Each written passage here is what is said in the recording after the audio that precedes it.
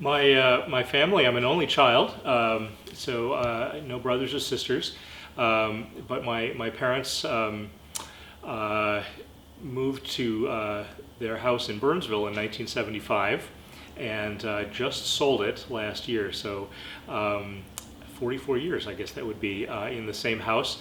And so I grew up in the Twin Cities. I grew up just south of St. Paul. I was born in St. Paul, however, which is interesting, at St. Joseph's Hospital, just down the road.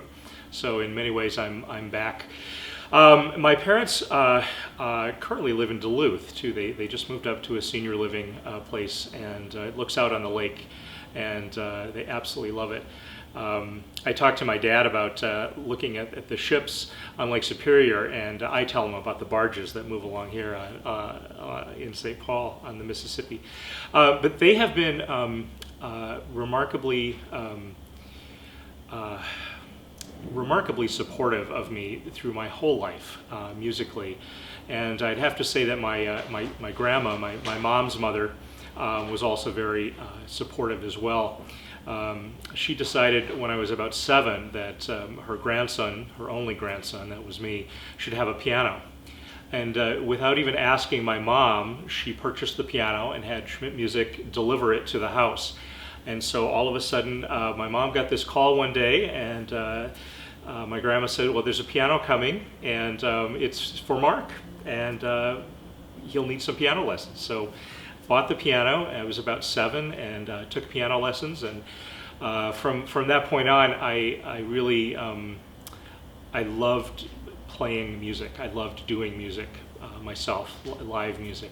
Before that, I had really listened to my parents listened to classical music at home ever since I was born, and so I grew up with listening to classical music.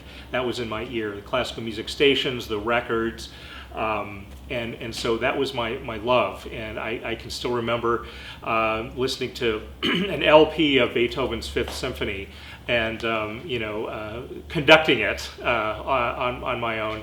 And so I think early on I felt an affinity to classical music and to conducting and to just the power and the emotion of music. And all along my parents have been supportive of my decision to go into music, and it's an uncertain path, certainly, but they've been wonderful, supportive. Going to all of those junior high choral concerts, which must have been devastatingly awful, to high school, college performances, and to the current concerts that I perform today. They've been to many, countless concerts throughout my life, and I've really been grateful for their support. So I do play some harpsichord, I play some organ. I had some rudimentary lessons on violin, but primarily just piano. Yeah. I remember I was at college, and I think I was at a point where I had to declare a major, and I was kind of vacillating between psychology and music. I was thinking about yeah, right, and I was thinking about sort of a pretty well-defined career that one might have in psychology. Let's just say that there is money in psychology, and in music there is not necessarily money. But I made that decision that I loved music so much that I wanted to go for it, no matter where it would take me. And so I decided to direct all of my energies in music. And I think I also loved teaching. I loved the teachers that I had in high school, and I think I also decided that a career teaching in music would be a good one.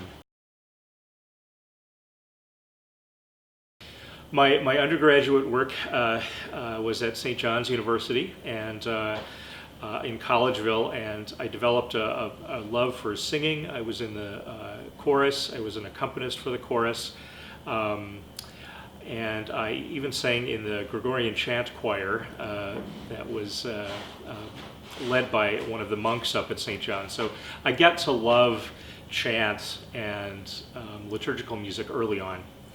And then I really enjoyed music history, musicology, and so after graduating from St. John's, I moved to Madison, Wisconsin, and studied a graduate program in historical musicology. So that's where I learned about the music manuscripts, about research, about music as culture. I actually taught for a year in Madison, and then moved back to the Twin Cities, and was hired at a St. Austin's Catholic Church, did some liturgical music for about a year, and then I was hired at Normandale Community College to direct their choral program and also teach classes in music history. So I had finally found a place back where I was performing. Well, it is the age of the internet, and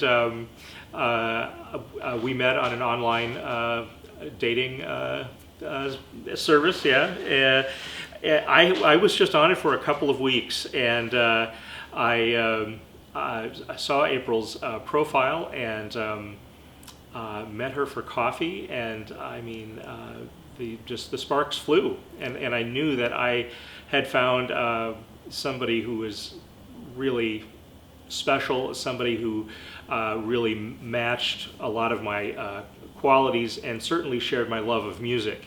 Now it's interesting that April and I were at the University of Minnesota at the same time in the music program. She was pursuing a master's degree in vocal performance, and I was working on my PhD. And so we had a lot of friends in common as well, and we were there at the same time, but our paths never crossed. Really interesting. We literally had to be in the building at the same time, in practice rooms, in the library, whatnot, and had many of the same friends, but we never ran into each other. And so it wasn't until later that we discovered that we had all of these these connections, and it was fun. April's a very active member of Thursday Musical.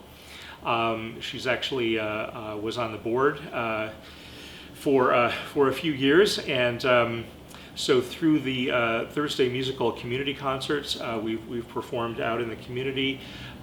We've performed at the artist level series at McPhail downtown. And we continue to do these concerts about one or two a year.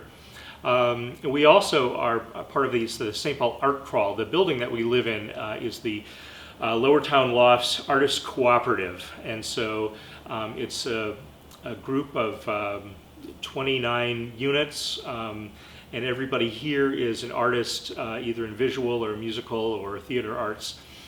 Is connected, and many of us perform or show at the St. Paul Art Crawls. And April and I, in the 2 years that we've lived here, have performed at virtually every one. And so we perform here, and there's an art crawl coming up in the fall, and there's an art crawl in the spring. And so we've been an active part of that as well.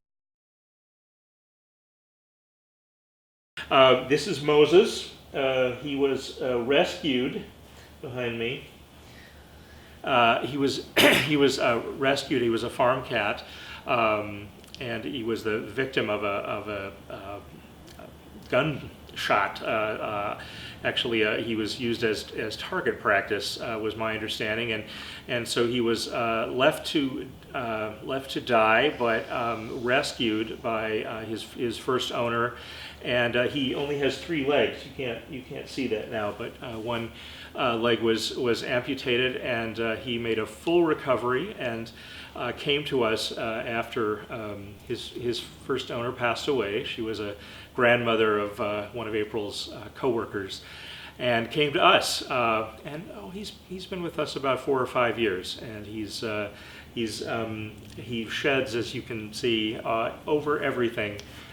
but he's very friendly, and he actually loves to be petted so much that when I play the piano, he'll jump up on the artist bench and try and get attention. And so it's been a little annoying this summer as I've been trying to learn the 26 masses up for the Twin Cities Catholic Chorale. He's been bothering me.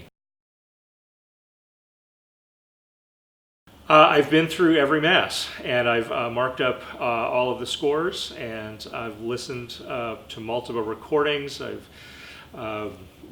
played parts on the piano, and I feel like round one is done. I've set metronome markings for all of the movements of all of the Masses. Looked at where the tricky spots are, made all those annotations, learned the voice parts, sung them out. Yeah, when we're in performance with the orchestra and the chorus, there's really a holistic hearing that has to happen. So I have to hear the orchestra and hear the interplay of the chorus, and find out, what are the tempi, what are the pitches I'm listening for, what are the chord structures, what is the general, affect of the music. So when performing, at Mass, 10 o'clock Mass, it has to be a holistic picture. When I'm rehearsing, and what's so important about score study is that's when I break down to the granular level. Okay, here's the baritone part, here's the tenor part, here's how the soprano and alto interplay in the choral parts. Here's the tempo change. I have to listen for that bassoon to slowly arpeggio down and then bring the chorus in. That's when all of those individual parts happen as I'm usually at the keyboard hearing all of the inner parts work together. Well, there's a lot that goes into rehearsal planning, or should go into rehearsal planning. And usually before any rehearsal, I have sort of an outline of, what is the repertoire, what order will I rehearse the repertoire in, and I see the rehearsal process as kind of a curvature of a process, and it's a journey. It's kind of a journey from beginning to end.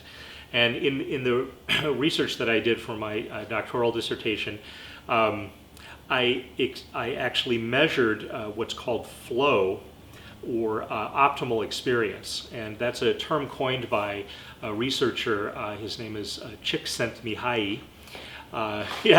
He wrote a book called Flow back in the 90s, and that has been really influential, not only in musical circles, but in all circles of running or playing tennis or any kind of artistic activity, anything that involves a process.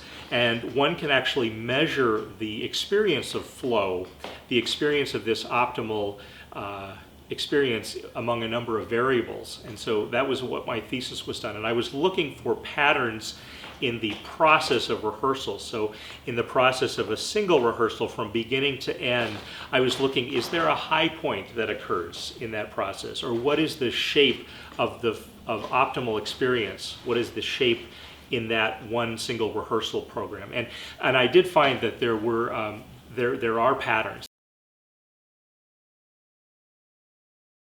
About 2/3 of the way through a process, there's this moment called the golden ratio. It's actually a mathematical number.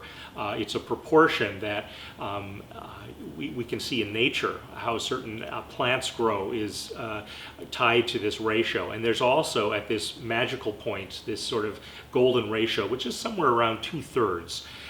In the rehearsal process, there tends to be a peak or a spike in optimal experience. And so when one plans the rehearsal, I always kind of look for that sweet spot of that's perhaps where the most dynamic or emotional or focused level of rehearsing needs to occur in that moment. And then there's sort of a gradual drop off. So I look at the whole scheme of the rehearsal process. I look at how pieces should fit together, and then of course, one looks at a rehearsal as sort of a warm up. So you want to warm up with easier material and save the harder material later on. And there's a lot more that goes into it, but just as a basic thumbprint, I believe that every rehearsal should be planned out. And then during the rehearsal, you make the decisions as a conductor. Where do we need to dig in more? Where do we need to skip? Where do I need to modify my rehearsal plan?